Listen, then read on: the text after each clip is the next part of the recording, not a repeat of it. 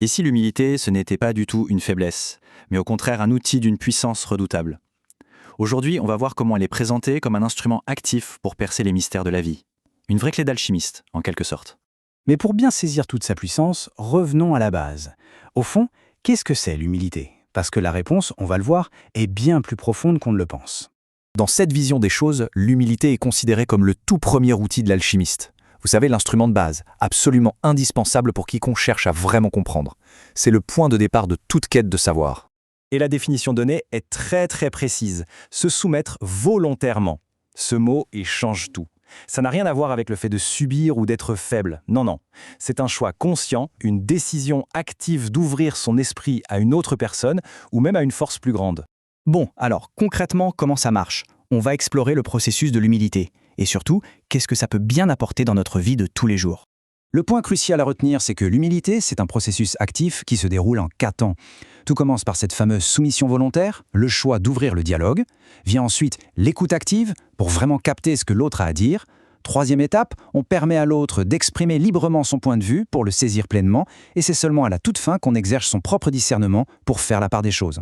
Et les résultats, franchement, ils sont concrets, quasi immédiats. Cette posture, hop, elle désamorce les conflits. Les gens se sentent plus en sécurité, ils osent livrer leur vérité, ce qui révèle des informations hyper précieuses. Une connexion secrète, une sympathie qui, avant, était tout simplement impossible. Maintenant, pour bien comprendre la lumière, c'est toujours intéressant de regarder l'ombre. Alors, explorons la voie opposée, l'impasse de l'orgueil.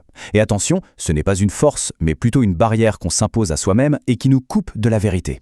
Et là, la différence entre les deux chemins, elle est saisissante.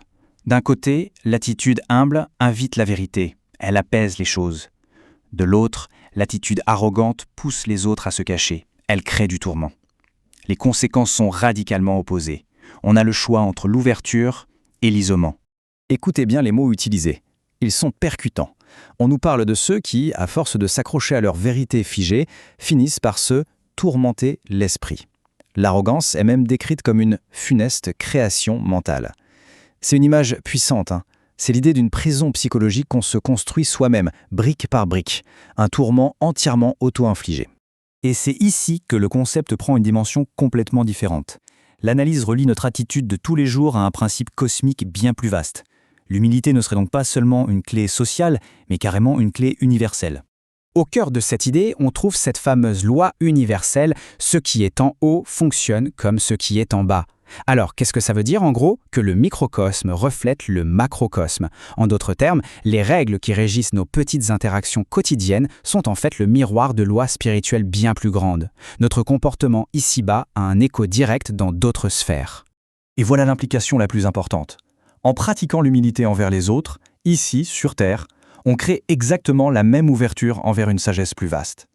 C'est comme si, chaque fois qu'on acceptait humblement un conseil, on ouvrait une petite porte pour recevoir une connaissance qui vient d'en haut. On touche là à la conclusion fondamentale. L'humilité, ce n'est pas juste une compétence sociale, c'est bien plus que ça.